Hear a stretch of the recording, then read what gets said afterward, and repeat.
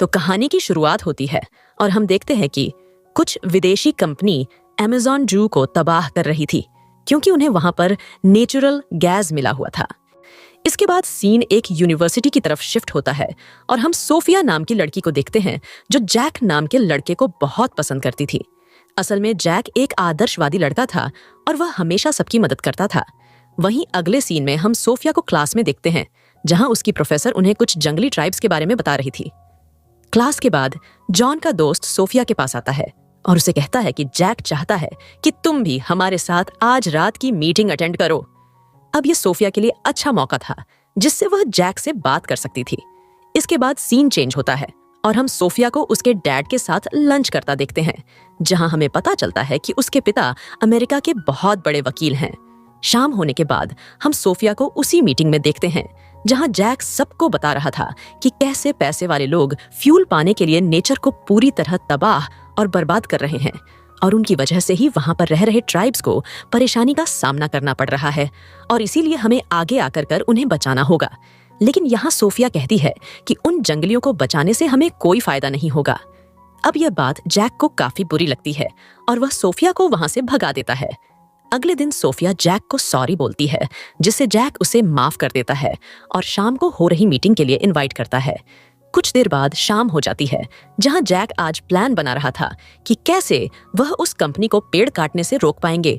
यहाँ अपने बाकी साथियों को बताता है कि उस जंगल में बहुत सारे गार्ड्स होंगे, हमें चुपके से उनके सिग्नल को हैक करना होगा जिससे वह सभी गार्ड्स हमें मारने की कोशिश करेंगे और हम सोशल मीडिया के जरिए यह सारा चीज लाइव कर देंगे जिससे पूरी दुनिया को इन कंपनीज की सच्चाई पता चल जाएगी और पूरी दुनिया हमारे साथ खड़ी हो जाएगी और हम सभी मिलकर उन आदिवासियों को बचा लेंगे। अब घर आकर सोफिया अपने पिता से झूठ बोलती है कि वो अपने दोस्तों के साथ कॉलेज ट्रिप पर जा रही है। इसके बाद वो लोग अपने मिशन पर निकल जाते हैं जहां सबसे पहले वो लोग एयरपोर्ट पहुंचते हैं और उन्हें वहां जैक का साथी लॉरेंस मिलता है और यहाँ सोफिया को पता चलता है कि लॉरेंस अकेले ही पूरे मिशन का खर्चा उठा रहा है, जो बात उसे थोड़ी अजीब लगती है। इसके बाद वो सभी प्लेन में बैठकर एक बोट तक चले जाते हैं और बोट के जरिए अपने सफर में आगे बढ़ने लगते हैं। कुछ दूर चलने के बाद वह जंगल में पहुंच जाते हैं जहां उन पेड़ों को काटा जा रहा था। वहां पहुंचकर वह सभी एक ही टाइप की ड्रेस पहन लेते हैं। इसके बाद उन सबको एक एक करके चेन और लॉक्स दिए जाते हैं ताकि वह सभी खुद को उन पेड़ों से बांध सके और गार्ड्स उन्हें अलग ना कर पाए। इसके बाद वह सभी एक एक करके खुद को पेड़ों से बांधने लगते हैं। लेकिन हम देखते हैं कि सोफिया का लॉक खराब है, लेकिन सोफिया उसे इग्नोर करती है और वह सभी एक मास्क पहनकर सब कुछ लाइव कर देते हैं। लेकिन तभी वहां पर गार्ड्स आ जाते हैं जो उन्हें रोकने की कोशिश करते हैं। लेकिन अब तक जैक सब कुछ लाइव कर चुका था। वो गार्ड्स उन्हें खोलने की कोशिश करते हैं, लेकिन बाकी सब तो पेड़ से बंधे हुए थे। लेकिन सोफिया का लॉक खराब था जिससे वो उनके हाथों पकड़ी जाती है।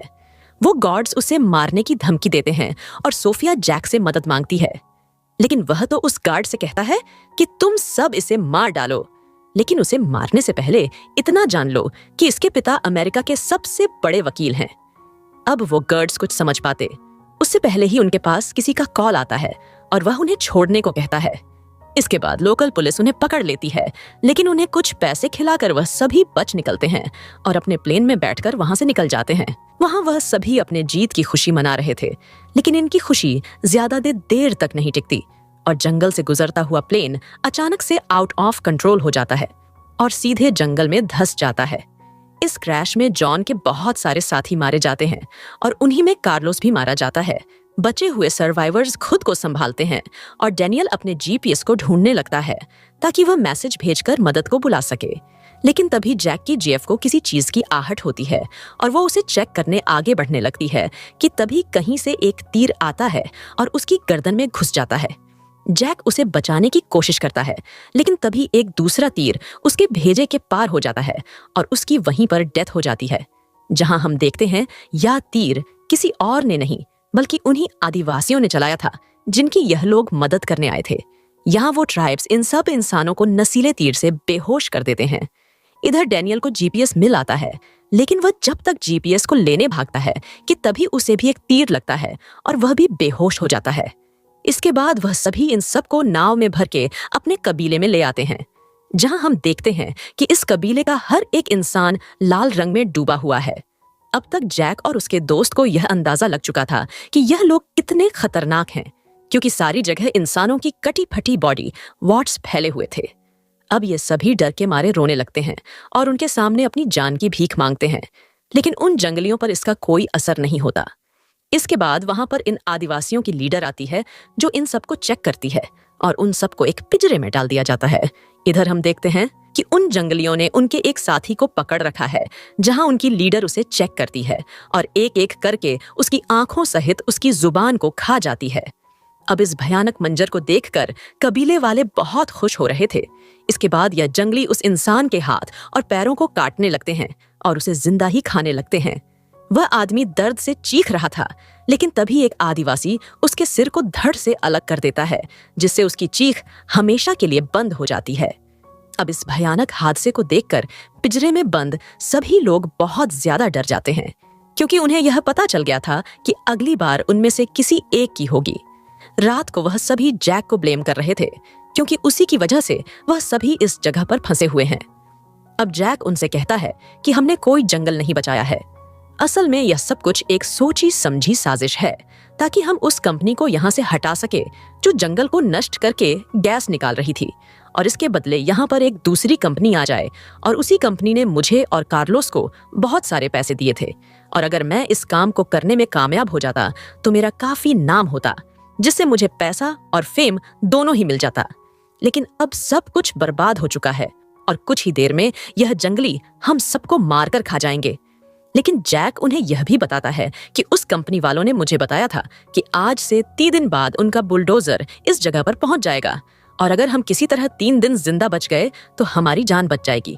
लेकिन जैक उन सब से यह भी कहता है कि हमारा साथी काफी हेल्दी था, जिससे कुछ देर के लिए ही सही उसकी मौत से हमारी जान बच चुकी है। अब उसकी इतनी घटिया बातें सुनकर उसके बाकी दोस्त उस पर गुस्सा करने लगते हैं और उसे मारने आगे बढ़ते हैं, लेकिन बाकी लोग उन्हें शांत करते हैं। अगले सीन में हम एक आदिवासी बच्चे को देखते हैं, जो स्टार्टिंग से ही सोफिया पर नजर बनाया था। वो बच्चा सोफिया को कुछ देता है और सोफिया उस बच्चे को अपने गले में पहने फ्लूट को बजाकर सुनाती है और उस बच्चे से उसकी मदद करने को बोलती है। लेकिन तभी वहां पर बाकी नरभक्षी भी आ जाते हैं और वह उन सभी लड़कियों को किसी रिचुअल के लिए अपने साथ ले जाते हैं, जहां सबसे पहले उनकी लीडर उन लड़कियों को चेक करती है और रिचुअल के लिए सोफिया को सिलेक्ट कर लेती है और बाकियों को पिंजरे में डाल दिया जाता है।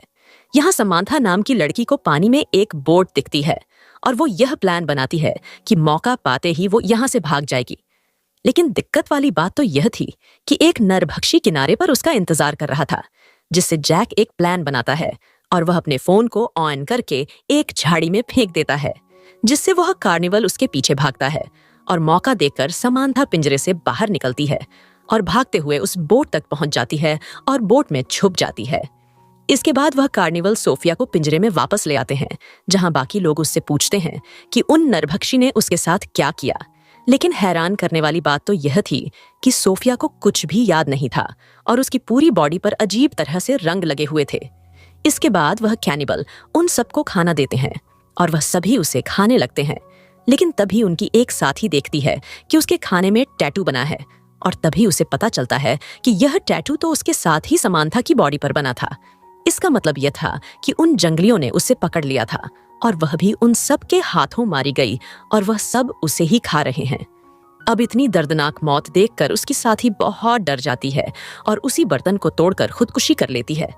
अब उसे मरा हुआ देखकर उसके बाकी दोस्त तो सदमे में आ जाते हैं, लेकिन सोफिया के साथी के पास कुछ नशे वाले पत्ते थे, जिसे वो अपनी मरी हुई साथी के मुंह में डाल देते हैं, जिसे उन्हें लग रहा था कि जब वह नरभक्षी उसके साथी को खाएंगे तो उन्हें नशा हो जाएगा और वह सभी बेहोश हो जाएंगे और उसी का फायदा उठाकर हम सभी यहाँ से भाग जाएंगे। और होता भी ऐसा ही है। वो नरभक्षी उसके साथी को खाने के बाद बेहोश होने लगते हैं और मौका देखकर वह सभी वहां से भागने की कोशिश करते हैं, लेकिन जैक सोफिया के दोस्त को जाने नहीं देता और उसे बेहोश कर देता है।